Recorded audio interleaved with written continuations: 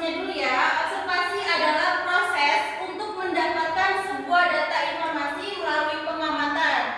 Nah, hasil pengamatan itu ditulis dalam laporan atau teks laporan hasil observasi. Jadi, dengan kata lain, teks laporan hasil observasi adalah teks yang berfungsi untuk memberikan informasi mengenai suatu objek atau situasi setelah diadakannya investigasi atau penelitian secara sistematis. Teks laporan hasil observasi sering juga disebut disingkat menjadi teks LHO. Sampai sini paham? Paham. Nah, tujuan teks laporan hasil observasi. Teks laporan hasil observasi biasanya berisi fakta-fakta yang dapat dibuktikan secara ilmiah. Tujuannya adalah untuk mendapatkan informasi dan penjelasan rinci mengenai suatu hal dari sudut pandang keilmuan kepada pembaca.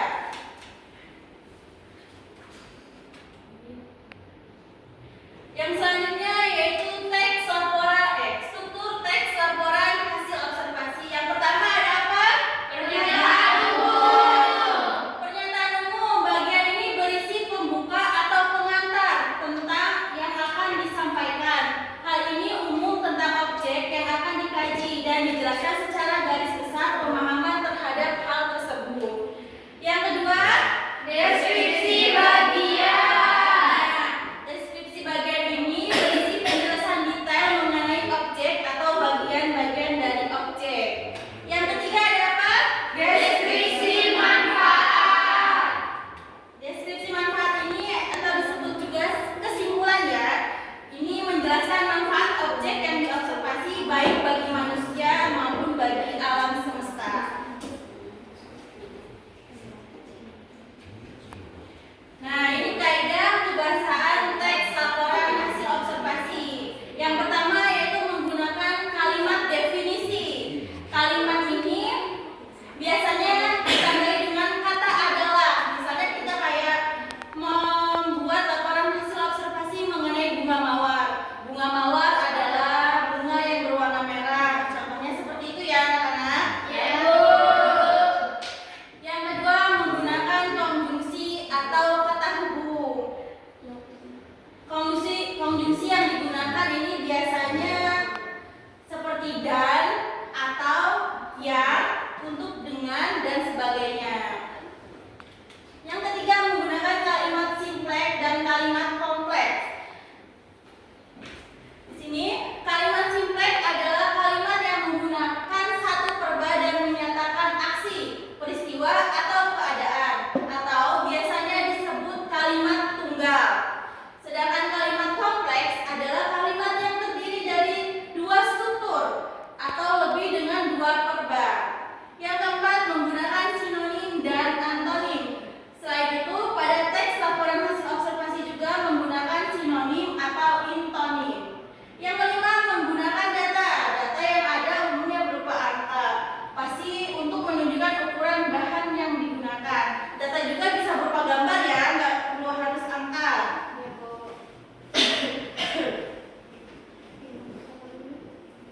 Nah, di sini ada cara membuat teks laporan hasil observasi. Yang pertama, kita menentukan tema kegiatan observasi. Sebelum melakukan kegiatan observasi, kalian perlu menentukan terlebih dahulu tema objek yang ingin kalian teliti. Misalnya, seputar makanan, minuman, tumbuhan, hewan, maupun proses terjadinya fenomena alam. Biasanya kalau fenomena alam itu seperti apa anak-anak? Bencana banjir. Ada prosesnya berarti? Ada ya. Hujan.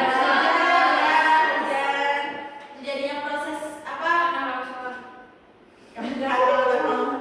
Proses munculnya pelangi biasanya kan. Setelah hujan terus panas. Biasanya kan ada pantulan cahaya kena titik-titik air hujan jadi pelangi kan. Ya Bu. Yang kedua yaitu tentukan tujuan observasi.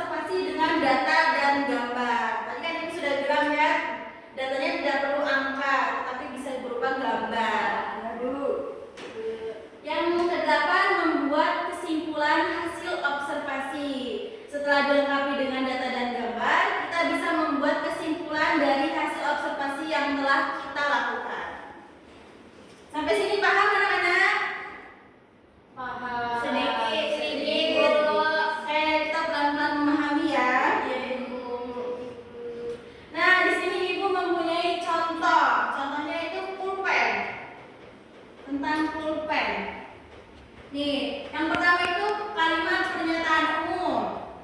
Di sini seperti ini ya.